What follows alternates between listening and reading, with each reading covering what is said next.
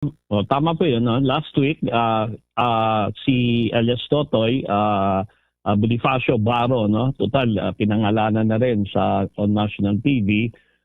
Alias Totoy, siya po yung nag-reach out sa BACC. Hindi po ang BACC ang nag-reach out sa kanya. That was last week. No? After 2 hours of question and answer, direct examination, at cross-examination for almost 2 hours, nakita namin na substantial at pasok, no, yung mga sinasabi niya, na pwede siyang samahan, idulong sa NBI.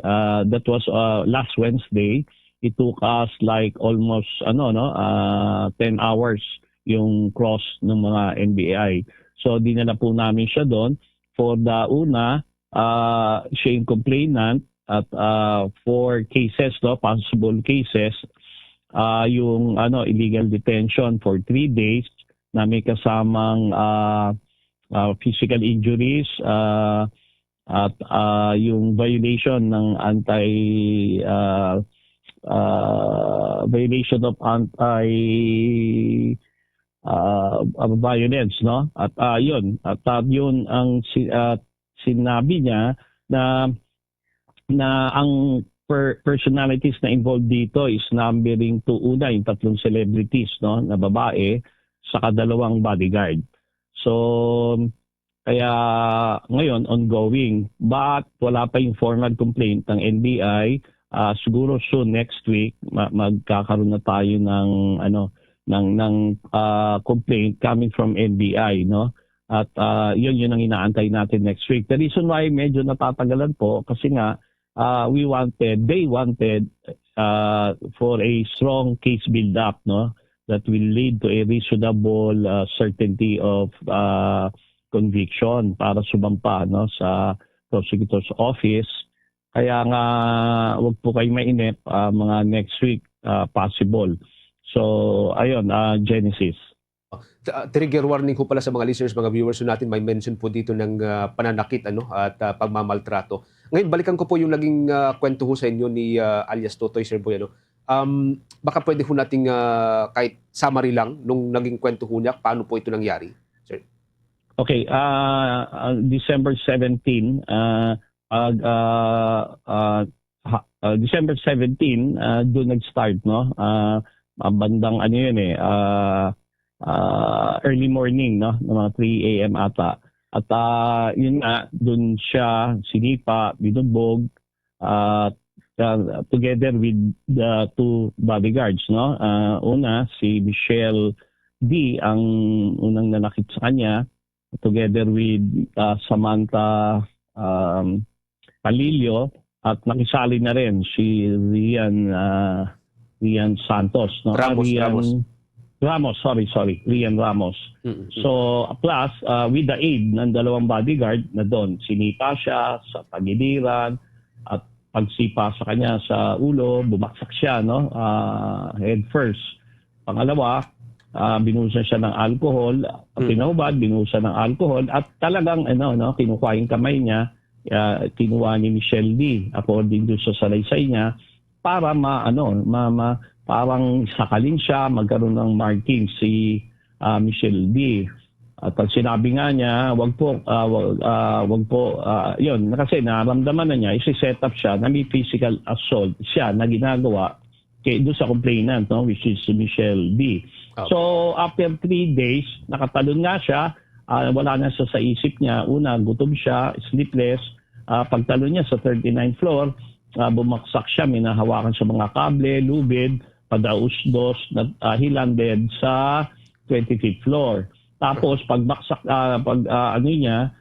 kinuha siya ng ng bodyguard ulit, at yung kinuha siyang bodyguard at inakyat siya ulit doon. At finailan siya ng kaso sa UDA, pina-aresto siya sa Makati Police, tapos pinailan siya ng police based on the complaint ng qualified theft against Bonifacio Baro, no, alias Totoy, and it was referred for inquest proceedings dun sa Makati Police Station. Okay. So yun, kusang loob naman siya sumama at lahat-lahat. At ang kagandahan lang po nito, na-dismiss din yun. No? Nagkaroon ng after 3 days, naglabas ng resolution ang Office of the City Prosecutor ng Makati kung saan dinidismiss yung kaso. Opo. Ang laman do, ayun nga, yung qualified theft, no? Kasi nga yung sinasabi na ampaw, according to sa complaint ni Michelle D, nagkakalaga raw yon ng 30 million based on her endorsement contracts. Wow. Yung mga consisting of photographs lang nakalagay doon sa complaint and are valued at 30 million based on her endorsement contracts. Okay. Tapos na-filean din yung nagtistigo po doon yung isang bodyguard. Oo. Okay. Bodyguard na non-uniform po to, just to clear out. Opo. Non-uniform meaning hindi police. Opo. Yes sir. Opo. Bombojay, with your Okay. answers. Sir, before ng iba pang mga katanungan, pwede niyo po ba ihayag sa amin yung background nito ni alias Totoy para malaman din ng ating mga listeners and viewers ano po yung kanyang contribution dito, ano po kanyang relationship dito kay Rian Ramos and sa mga kaibigan nito as well? Okay po. Si alias Totoy po is employed for the past 4 years, no? Ni Rian Ramos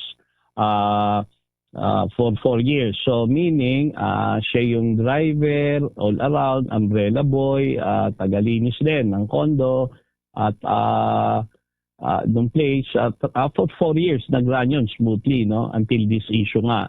So meaning may access naman talaga siya dun sa mga rooms at may access din siya sa mga may nakikita rin siya. Yon, 4 years employee siya ni Rian Ramos. Okay, sir, what do you think is the reason bakit kinuha nito ni alias Totoy yung angpaw nga may nilalaman nga ito na material film na nagkakahalaga ng 30 million pesos kasi sa ibang mga ulat sinasabi na akala niya raw ito ay Christmas gift or regalo para sa kanya pero wala namang sinabi na ibinigay sa kanya. Sir, ano po yung inyong take dito?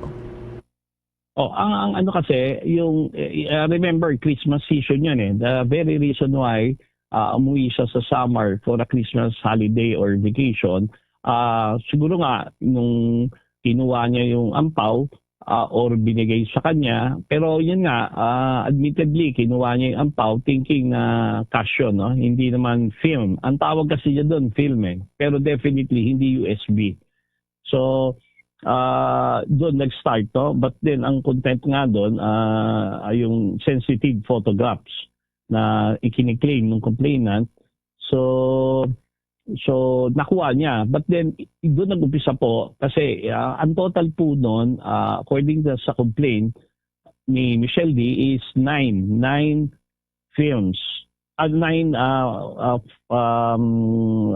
photos, no, photographs, sensitive photographs ang nakalagay na dito. Hawak ko yung resolution at out of the 9 ang naisole is only 8. So mayroong isang photograph film na hinahanap that led dun sa torture niya, sa 3-day serious detention niya at hanggang nakatakas po siya, pagtalo niya, dinala siya sa presinto, ikinulong siya based on the complaint ni Michelle D. After 3 days, na-dismiss. Yun ang sequence So, because of that one film na mawala, na sensitive, according, sensitive photographs ng complainant, yun ang naging dahilan, sanhi ng illegally detaining him. Kaya after noon, lumapit siya sa DACC last week. Then last Wednesday, mga Friday at Saturday, 4 days ago, sinamahan ko siya sa office of ni NBI Director Lito Magno. Saka na doon yung panel ng mga agents, nagkaroon ng cross-examination, direct and redirect examinations. So doon talaga niya final yung salaysay niya, supported by photographs ng mga materials, videos na talagang nagpapatunay na empleyado siya, at yung mga photos din ng mga bodyguards, and even na torture din siya, may allegation siya, included din po ito sa information na final, no? Ifa-file ng bureau yung dalawang PNP officers that based on the salaysay ni alias Totoy, na torture din siya doon.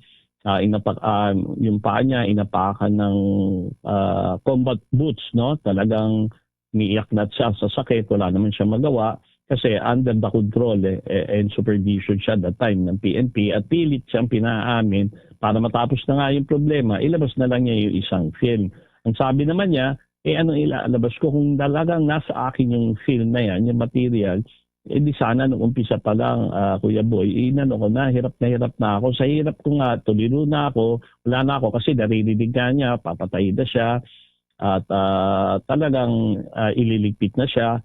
Kaya siya, dali-daling, wala na, hindi na siya napag-isip, tumalo na. So that was December 17 ng madaling araw, mga on-time frame na, mga 3 a.m. Kasi yung lawyer nila may allegation, how could that be possible sa complaint niya na si Michelle nasa Iloilo during that time. Tama naman po yon, mga 9:30. But ang incident nangyari nung 3:00 na madaling araw. Kaya yung timeline, na dito yung travel timeline ni Michelle, at tapos na yung insidente. Parang ganun lumalabas pag nakita mo, nakakuha naman ako ng timeline ng travel, they left early after the incident. Just to in reply dun sa narrative ng lawyer. So it's up to NBI how they will appreciate yung timeline ng travel, no? Kasi ang ini-establish talaga dito yung imposible yan. Wala na dito si Michelle yung kino-complain during that time. Nung time na tumalon siya, yung time na dinala siya sa presinto. Oo, Jai. Okay. Now we know the reason behind, sir, no, bakit nanggagalaiti itong tatlong kababaihan. But is it justifiable ba, sir, yung kanilang action din na ginawa kay alias Totoy? And as of now ba, nagkaharap na po ba sila, nila alias Totoy at yung tatlong kababaihan?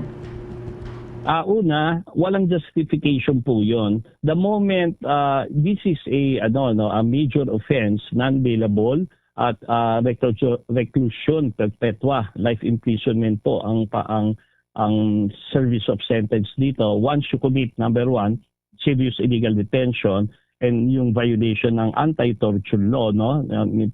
Sinaktan mo, dinetain mo for 3 days. Tapos, pinahilan siya ng case at nakulong din siya doon.